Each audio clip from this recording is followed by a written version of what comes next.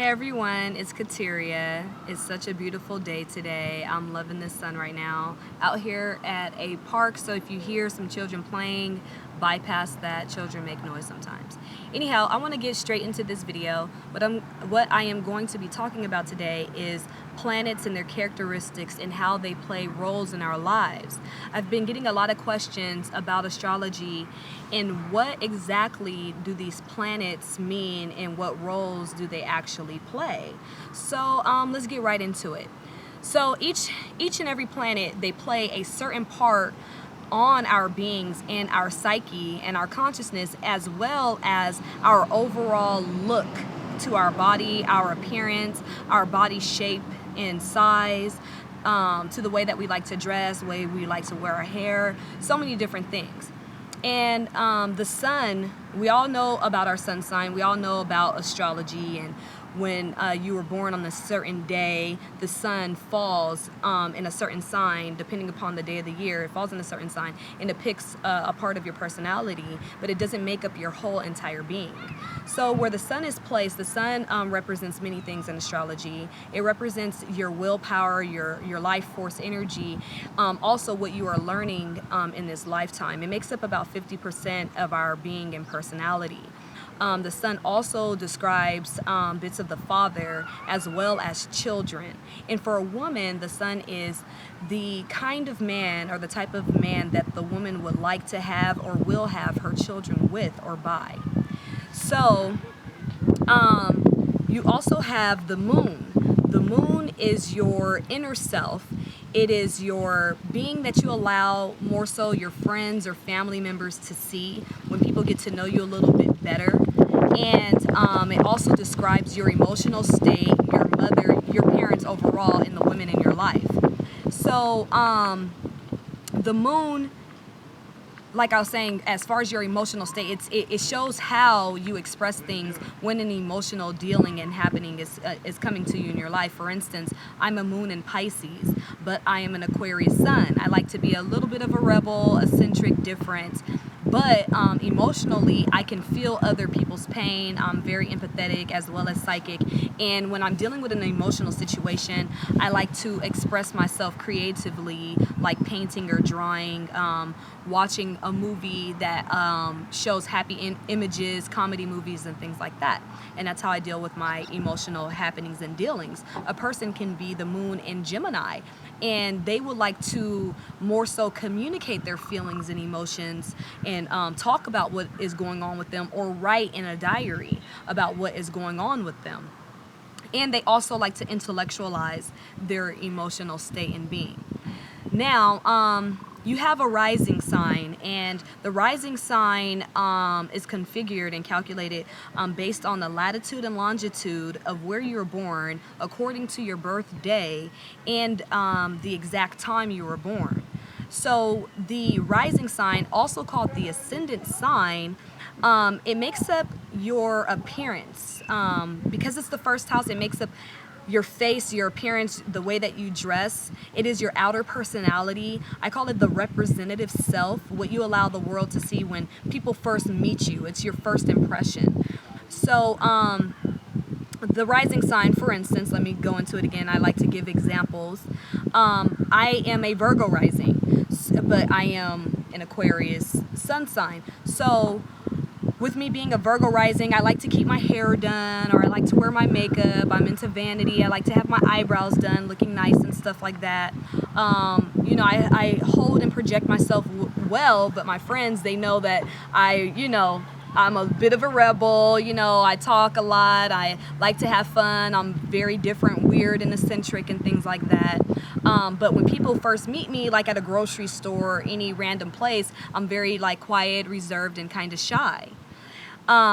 So yeah, that's a bit of information on the rising sign. But what the rising sign is able to do, since it's your first house, it will, if you're using an equal house method, it will depict all the rest of your houses. So if you are a Virgo rising, then your second house will be Libra, your third house will be Scorpio, your fourth house will be Sagittarius, so on and so forth. But let's get back into the planets and their meanings to your astrological chart.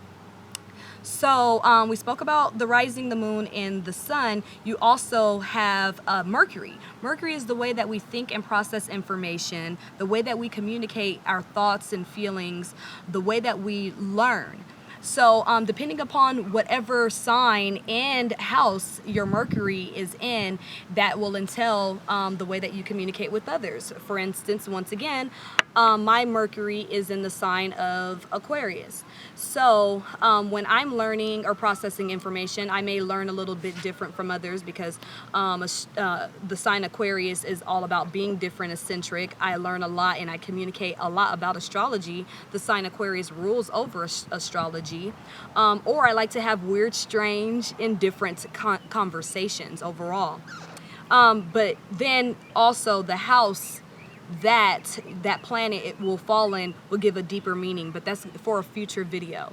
Now you have Venus. Venus is the way that we process ourselves dealing in partnerships, relationships, who we're attracted to, what attracts others to us, and what can kind of sustain us, what's important, what are the values in your relationship. Venus also deals with money, what you will spend your money on, and what you'll spend your money on, and also dealing with foods. Like a person can have Venus in Aries and they may like spicy foods or their food to be really hot. A person can have Venus in Sagittarius like myself, and when it comes to a relationship, having someone that has similar philosophies as myself is really important, or dealing in long distance relationships or dating foreigners, things like that will come about in a person's life, when they have Venus in Sagittarius. People with Venus in Virgo, they tend to be very critical to their mates and lovers, or they date people that are very critical, unto them. So on and so forth. That's just a small depiction of Venus and what it does when it is in your birth chart. Now let's get into Mars. Mars is the way that you demonstrate action, the way that you maneuver throughout life, and it also entails your attraction, who you'll be attracted to. It also brings a message of sex, like who you have sex with, your sex style as well, who you argue with, and things like that. So when you have, for instance, Mars in Aries, like I do, I'm giving you guys a bit of my chart, letting you guys know a little bit more about Kateria. I have Mars in Aries, so I move kind of fast, and sometimes I talk fast, or I used to be a fighter when I was younger. When I was a teenager, I would beat females up. And that's what Mars in Aries does. It makes a person a fighter, it makes them a boxer, things like that. But a person can have Mars in Taurus. And so these people with Mars in Taurus, they are more slow movers. A Taurus is the sign of, steady pace moving, being humble, and, just being kind of slow. So people with Mars and Taurus, they move slower to get things done and things like that, but they tend to get the things done that they work on. They have patience and persistence. People with Mars and Capricorn, everything is about their business. It's also the sign of the user or the gold digger. They utilize people and things to get the things that they want out of life. And so on and so forth. That's just to give you a bit of a depiction of Mars and how it works in our lives. Also, it describes how you argue, like I stated. So if you have Mars and Gemini, how you fight, it's usually with your words, or writing a letter that's saying something horrible to a person. Your words can be very hurtful to a person, but that also makes a person a very sharp thinker. Now, got into Mars, I want to speak on Jupiter. Jupiter is the way that we grow and expand in life. It's our spiritual evolution. It's the benefit planet, how you benefit things in life. So depending upon where Jupiter is in a certain sign in your chart is how you benefit things in life, how you grow it and expand.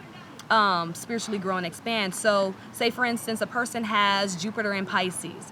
That person grows and expands by helping being a martyr to other people, caring and giving to others, or they may have very strong psychic inclinations. Person that has Jupiter in Gemini, these people like to study, they like to talk, they're great talkers, they grow and they learn a lot from talking, communicating, reading, writing, things like that. People with Jupiter in Aries, for instance, they actually grow when they put themselves first and they think about themselves. They may come off very selfish, but when they put themselves first, that's how they grow and expand and, you know, are able to have the life that they want to live.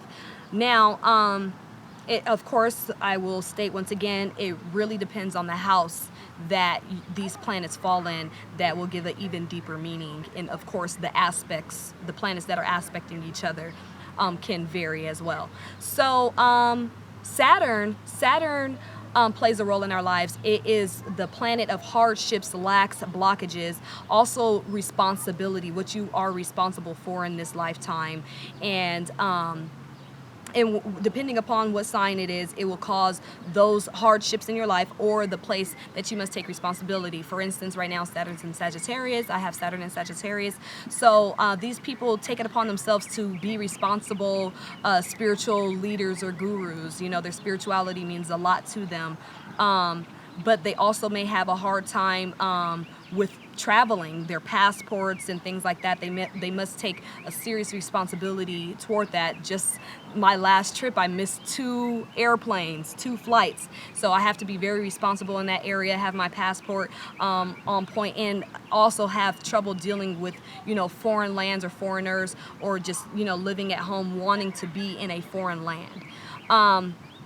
So Saturn, people with Saturn in Aquarius, you know, they may have a hard time.